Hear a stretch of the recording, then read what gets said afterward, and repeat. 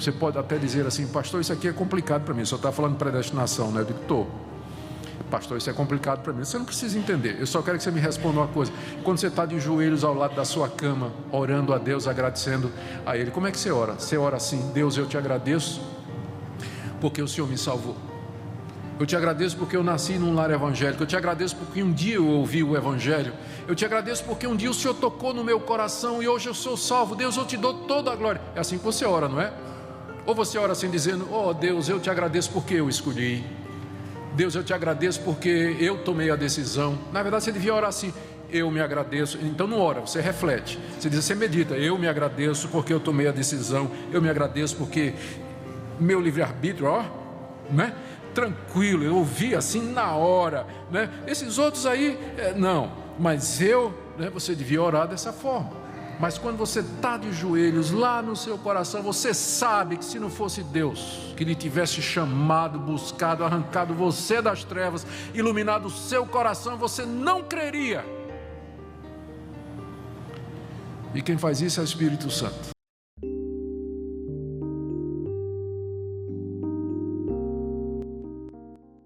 Na eternidade, se pudermos imaginar a cena, o Pai se debruça sobre uma prancheta e ele desenha a igreja, ele concebe a igreja na eternidade, e ele elege um povo de entre a humanidade que ele contempla, e esse povo ele predestina para ser seu povo, um povo santo. Mas há um problema: ele está na sua visão onipotente e onisciente escolhendo um povo de entre uma humanidade caída, porque o planejamento da igreja vem depois, na sequência, não na história, mas na sequência da mente de Deus, depois da queda. Então quando ele escolhe e predestina pecadores e não justos. E agora é um problema: como é que pecadores como vocês e como eu podemos pertencer ao povo de um Deus que é santo, justo e verdadeiro? Então, no segundo momento, apresenta-se Deus Filho, que entra no tempo, se torna um de nós, e como representante daqueles que Deus amou e escolheu antes da fundação do mundo, sofre a penalidade deles, paga a culpa deles, experimenta o horror da condenação deles na cruz, de tal maneira que Deus agora pode justificar e perdoar completamente estes que na eternidade Ele amou. Mas agora tem um problema, porque isso aconteceu há 2000 anos atrás. Como é que isso chega a mim hoje? Aconteceu há 2000 anos lá na Palestina, numa cultura que não existe mais. Como é que isso chega a mim hoje, brasileiro, 2015, morando em Goiânia? A resposta é o Espírito Santo. O Espírito de Deus é o agente da Trindade. É Ele quem, através da história, chama, convence, atrai o povo de Deus e em seguida os sela, garantindo que aquilo que Deus planejou na eternidade e que o Filho executou no tempo e no espaço haverá de se concretizar. É esse o papel do Espírito Santo. É Ele quem aplica em todo o mundo, em toda a história, em todo o tempo, os méritos de Cristo na cruz do Calvário. E aqui, então, nesse sentido, nós olhamos e pensamos no Espírito Santo como um selo, que é o meu segundo ponto. Primeiro ponto, por que ele é chamado do Espírito da promessa? Já explicamos. Segundo, em que sentido então Paulo se refere a ele como selo? Verso 13: vocês foram selados com o Santo Espírito da promessa. O selo, quando a palavra selo aparece aqui, a imagem que alguns de vocês têm, porque quem nasceu há 10 anos, 15 anos, nem sabe mais o que é selo, né? Porque é tudo e-mail hoje, WhatsApp e SMS. Mas há 15 anos atrás, havia uma coisa chamada envelope, que a gente, quando queria se comunicar com alguém, ia no correio, comprava um selo, que às vezes até passava na língua, né? E comprava selo. Tinha selo bonito, tem gente que faz coleção de selo. O selo, ele representava uma série de coisas. Essa é a imagem que nos vem. Mas a gente tem que pensar como os primeiros leitores da carta. Naquele tempo, o selo, ele tinha outras funções, além de garantir que o correio iria levar a sua carta para uma pessoa que morava no outro lado do mundo. O selo geralmente era um anel com uma marca e que era impressa em um tipo de cera quente, que uma vez secada, ela colava no objeto selado e tinha aquela marca. Um exemplo que nós encontramos no Novo Testamento e que nos ajude, está nos Evangelhos. Quando Jesus morreu e foi sepultado, a sepultura dele foi fechada com uma pedra. E os judeus chegaram para Pôncio Pilatos e disseram: olha, os discípulos vão roubar o corpo e depois vão dizer que ele ressuscitou. Então faz alguma coisa. O que é que Pilatos fez? Ele foi lá e selou a pedra, colocou o selo imperial na pedra, como quem diz assim: isso aqui é propriedade inviolável, você não pode mexer aqui, isso aqui está sendo protegido pelo governo, é propriedade do governo, ninguém mexe. Ainda bem que o Espírito Santo não liga para essas coisas, porque no dia seguinte de manhã Jesus arrebentou o selo, pedra, saiu vitorioso. Mas humanamente falando, era isso que o selo representava naquela época. O que Paulo está dizendo aqui é que esses por quem Cristo morreu, eleitos por Deus antes da fundação do mundo, eles são no momento certo, chamados por Deus pelo Evangelho e selados com o selo de Deus. Deus nos dá o seu selo. As ideias que estão presentes no selo são, primeiro, autenticação, é a marca do cristão genuíno. A marca do cristão genuíno não é que ele anda com a Bíblia debaixo do braço. Aliás, vocês conhecem até a diferença. Se você achar uma Bíblia na rua, como é que você sabe se ela é de um católico ou de um evangélico? Você cheira. Se for sovaco, é evangélico. Se for poeira, é católico, né? Porque fica na estante o tempo todo. Brincadeira, eu sei que tem católico que lê a Bíblia e sei que tem evangélico que não anda com Bíblia. Mas o que marca o evangélico não é a maneira dele andar, não é a maneira dele vestir, mas é a presença do Espírito Santo. Esse é o selo que Deus coloca em nós. Ou seja, no dia do juízo haverá apenas dois tipos de pessoas: os que têm o Espírito Santo e os que não têm o Espírito Santo. Todas as outras diferenças são irrelevantes. No dia do juízo haverá apenas dois grupos: os que têm o Espírito Santo e os que não têm o Espírito Santo. Então ele funciona como identificador, autenticador do povo de Deus.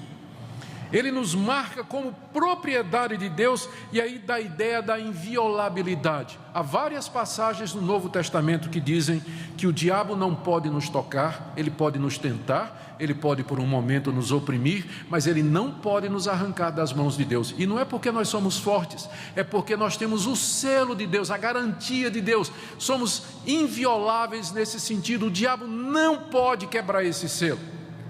Inclusive o apóstolo João diz: maior é o que está em nós, que é o Espírito Santo, do que aquele que está no mundo, que é Satanás. O selo aponta para isso. É a garantia de que nós chegaremos ao nosso destino.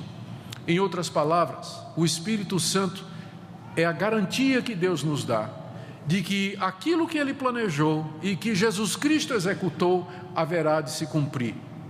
É com base nisso que a Bíblia diz que quem é de Cristo não jamais se perderá. Uma vez que você recebeu o Espírito Santo e o selo de Deus, isso não volta atrás, não tem como, nada pode nos separar do amor de Deus que é garantido pelo selo do Espírito Santo. É a certeza que nós temos de que Deus vai cumprir o seu plano esse concebido na eternidade. Todas as promessas de Deus que nós já vimos nesse capítulo, elas são na prática transmitidas para nós. Cristo morreu na cruz para perdoar os pecados. Como é que eu recebo esse perdão? O Espírito Santo me aplica esse perdão. Cristo morreu para me dar conhecimento de Deus, nós vimos isso. Como é que eu tenho esse conhecimento? O Espírito Santo me dá esse conhecimento. Cristo morreu para que Ele pudesse ter um povo. Como é que eu participo desse povo? O Espírito Santo de Deus faz com que eu faça parte desse povo. Então vocês percebem que há muito mais acerca da obra do Espírito Santo do que simplesmente dons extraordinários, como falar em línguas, sonho, visão, profecia. Estas coisas recebem destaque hoje e pouco se fala a respeito da obra básica, primária e essencial do Espírito Santo, que é exatamente essa, a aplicação da obra de Cristo na vida daqueles que são chamados pelo Evangelho. E isso me leva ao terceiro ponto. Quando é que esse selo acontece? E aqui nós encontramos várias opiniões. Não existe unanimidade a respeito desse assunto. Antigos reformados entendiam que o selo com o Espírito Santo, que Paulo se refere aqui, é uma experiência que vem depois da conversão.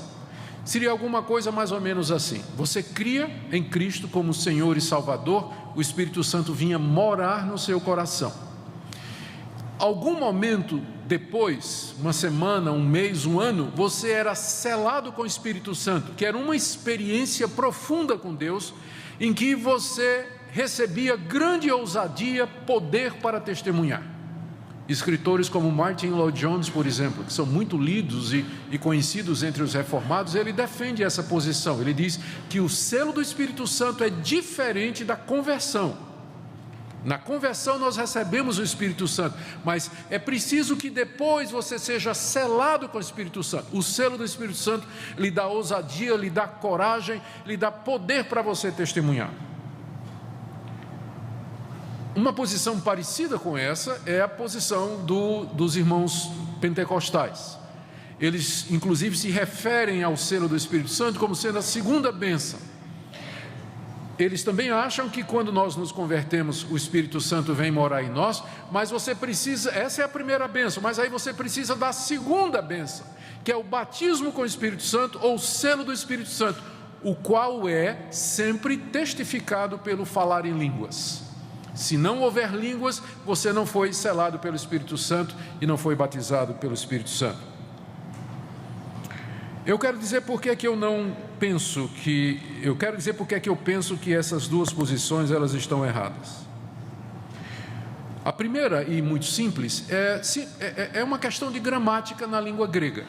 Olha o que diz o versículo: em quem também vós, depois que ouvistes a palavra da verdade, o evangelho da vossa salvação, tendo nele também crido, fostes selados com o Santo Espírito da promessa.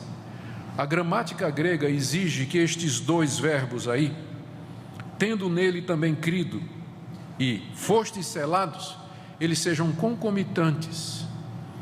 Paulo está se referindo a duas ações que acontecem ao mesmo tempo.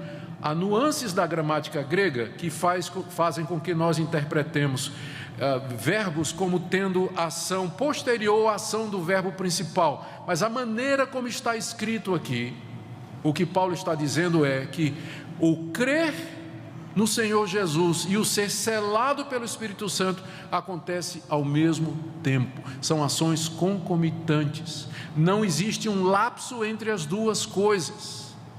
Nós somos selados com o Espírito Santo no próprio momento em que, arrependidos dos nossos pecados, cremos em Jesus como Senhor e Salvador. É naquele momento que o Espírito Santo sela. A ideia de selo está exatamente ligada à própria ideia da conversão. Passamos da morte para a vida, nós nos arrependemos, estamos entrando no reino de Deus. Ali nós recebemos a garantia de que nós somos dele. Isso não quer dizer que depois, e aqui é muito importante para nós reformados pensarmos nisso, no que eu vou dizer, porque por causa de exageros no campo pentecostal, nós tendemos a ir para o outro lado. O fato de que o selo com o Espírito Santo acontece no momento da conversão, não quer dizer que você não possa ter experiências com o Espírito Santo depois.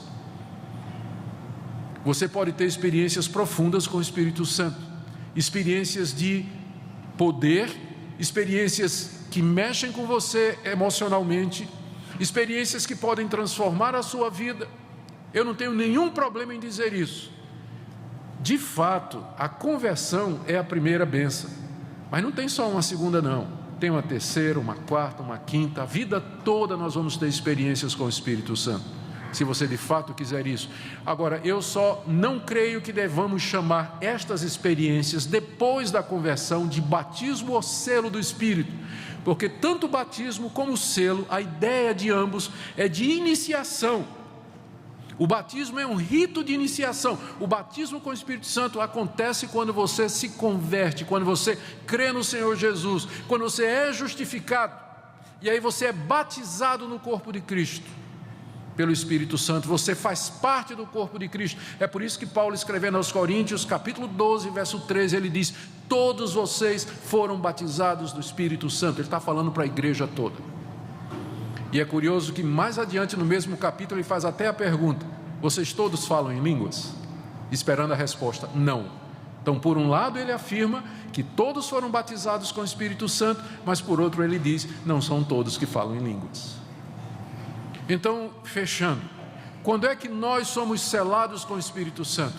Quando nós cremos no Senhor Jesus, quando nós nos arrependemos dos nossos pecados. E como é que isso acontece? Veja como Paulo diz aqui, olha, verso 13: vós, depois que ouvistes a palavra da verdade, o evangelho da vossa salvação.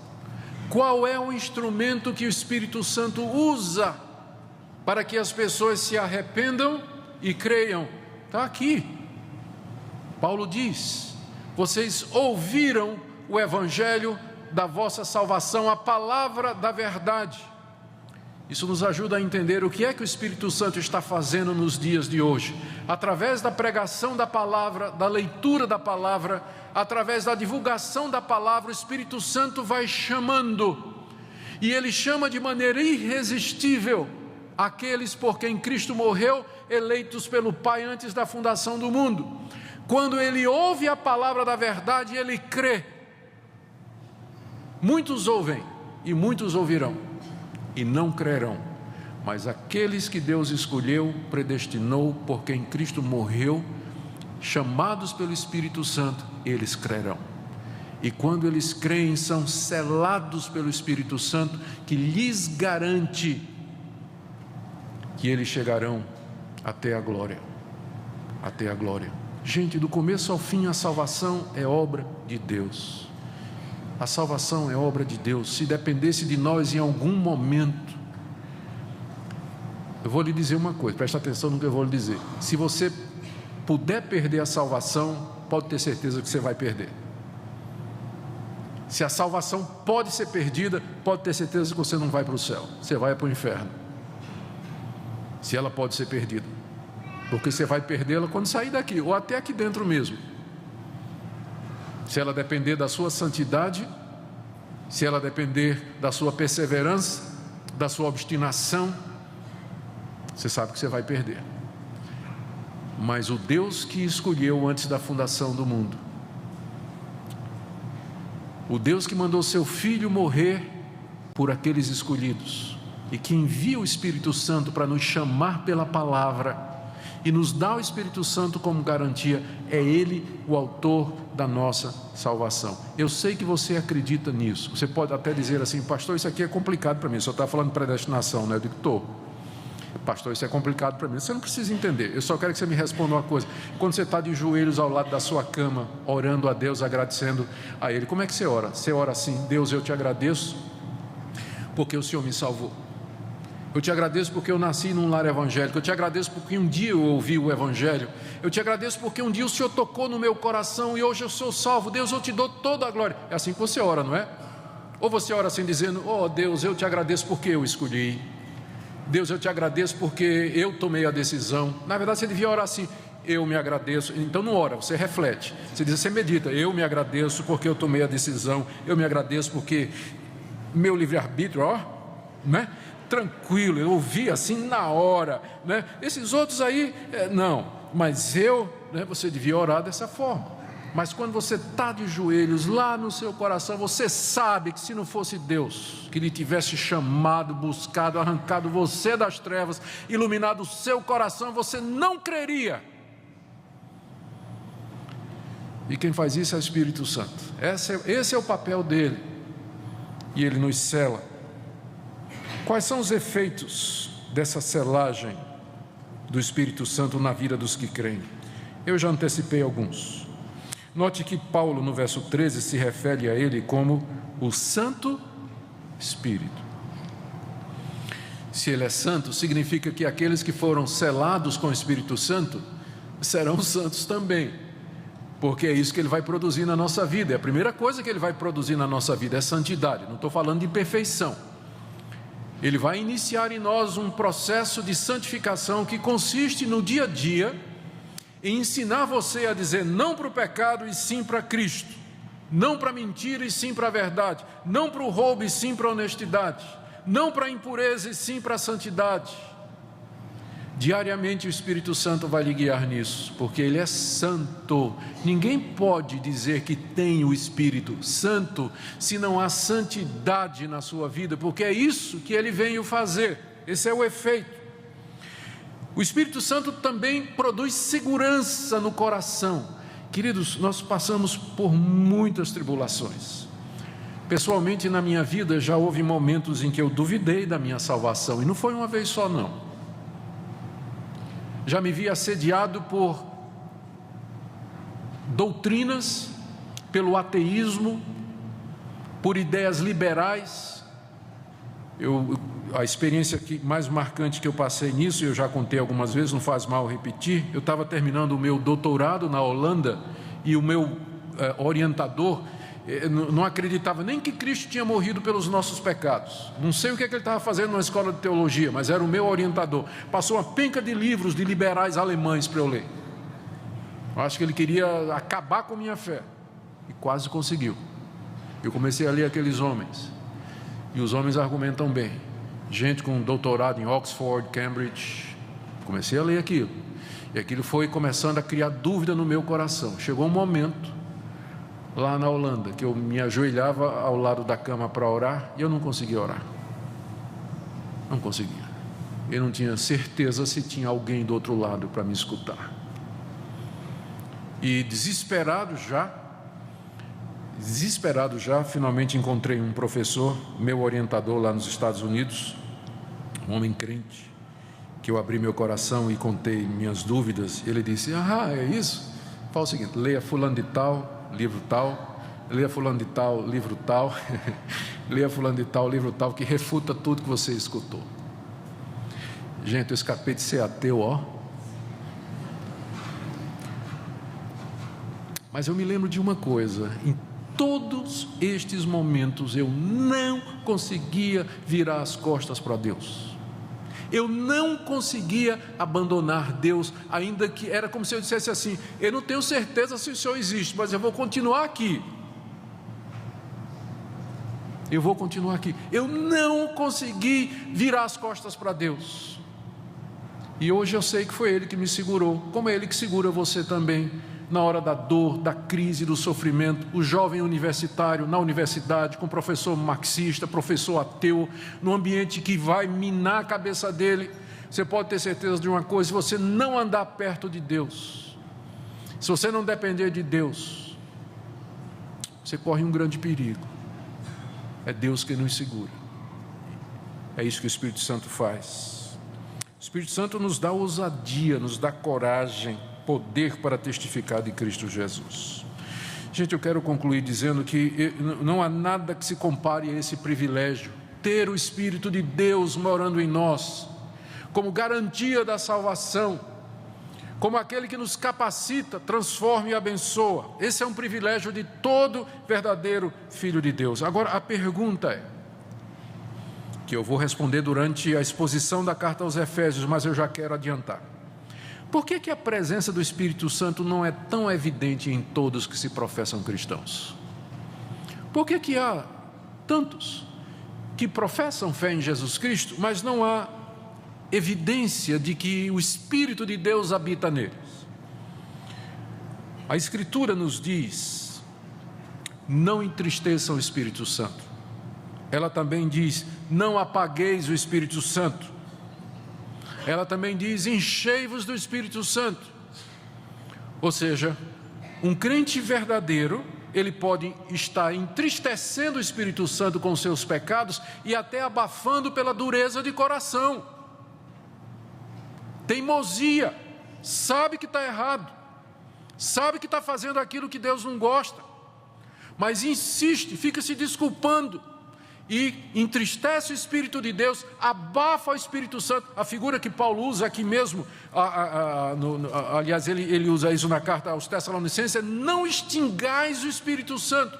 Sabe o que é extinguir um fogo? Você pegar o extintor, meter aquela carga lá no fogo para acabar com aquilo. Tem crente fazendo isso com o Espírito Santo, extinguindo o Espírito Santo. Essa é a razão pela qual tem tanta gente que diz que crê em Jesus Cristo, mas você olha para a vida daquele irmão, não é uma questão de julgamento, é porque é evidente isso, e você não vê traços, ou não vê muita prova de que o Espírito Santo está naquela pessoa. Eu queria nessa noite alertar você: embora o Espírito Santo habite em nós, você pode estar entristecendo o Espírito Santo com seus pecados, com sua teimosia, com dureza de coração, com a sua procrastinação, demorando a fazer aquilo que você sabe que é certo. E quanto mais tempo passa, mais difícil vai ficando. Mais difícil vai ficando. Nessa noite, eu queria que você refletisse sobre isso. Tenho evidências claras de que eu tenho o Espírito Santo? Quais são as provas de que o Espírito Santo mora em mim? Porque, como eu disse no início dessa mensagem, no dia do juízo só haverá duas categorias de pessoas: aquelas que têm o Espírito Santo e aquelas que não têm. A prova não é se você fala em línguas, tem visões, profetiza ou expulsa demônios. Isso não tem nada a ver com o que Paulo está falando aqui. A prova é: Ele é o Espírito Santo. Ele veio para me dar certeza, Ele veio para me dar garantia, Ele veio para me capacitar a experimentar aquilo que Cristo fez por mim na cruz. Você sabe do que é que eu estou falando? Você experimenta isso? Isso faz parte da sua vida. Eu espero que nessa noite Deus faça duas coisas aqui na igreja. Primeiro, que Ele alegre o coração do seu povo, lembrando a dádiva do Espírito, e traga consolo e esperança para vocês. Segundo, que Ele, com amor, Ele repreenda você, Ele fale o seu coração, Ele lhe convença do pecado, da justiça e do juízo, e de como você precisa ser cheio desse Espírito, deixar que Ele guie a sua vida, porque é isso que é o cristianismo, nada mais do que isso, é viver no Espírito. Nós ouvimos a cantata falando sobre o fruto do Espírito. É disso que eu estou falando. O fruto do Espírito em nós.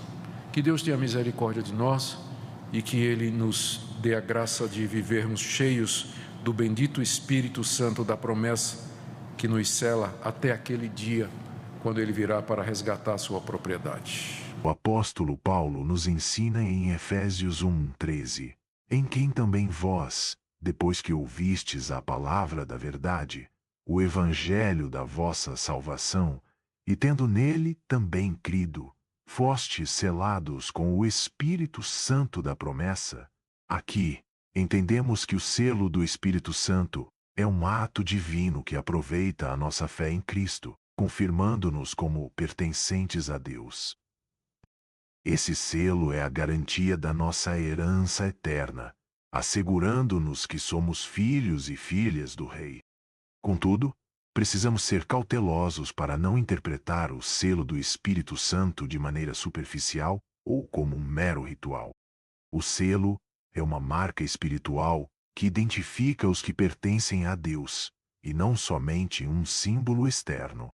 Em 2 Coríntios 1:22, Paulo reafirma essa verdade ao dizer que Deus nos selou e nos deu o Espírito em nosso coração como garantia. Isso nos mostra que o selo do Espírito não é apenas uma doutrina, é uma experiência real e transformadora. Portanto, ao considerarmos o selo do Espírito Santo, devemos investigar as mudanças que ele opera em nossas vidas. Um aspecto crítico do selo é que ele nos dá segurança. Em Romanos 8:16, lemos: O próprio Espírito testemunha com o nosso espírito que somos filhos de Deus. Essa segurança não é uma afirmação presunçosa, mas uma resposta à obra do Espírito em nossos corações. Ser selado pelo Espírito implica que Deus habita em nós, e com isso, somos desafiados a viver de acordo com a nossa nova identidade. Se somos realmente filhos de Deus, isso deve moldar a maneira como vivemos, como nos relacionamos com os outros e como enfrentamos os desafios da vida. Além disso, o selo do Espírito Santo também nos convoca a refletir sobre a evidência desse selamento em nossas vidas. Tiago 2,17 nos lembra que a fé, se não tiver obras, é morta. A presença do Espírito Santo em nós deve produzir frutos, e isso é evidente na maneira como agimos e nos comportamos. Gálatas 5:22 fala dos frutos do Espírito: amor, alegria, paz, longanimidade, benignidade, bondade, fidelidade, mansidão, temperança. Esses frutos devem ser evidentes em nossa vida diária, como uma prova do selo que recebemos. Entretanto, é fundamental lembrar que, embora sejamos selados pelo Espírito, há uma responsabilidade que nos acompanha. Efésios 4:30 nos adverte: e não entristeçais o Espírito Santo de Deus, no qual estáis selados para o dia da redenção. Esta advertência nos mostra que podemos entristecer o Espírito através de escolhas e comportamentos pecaminosos. Portanto, é nosso dever viver de maneira que honre a presença dele em nós,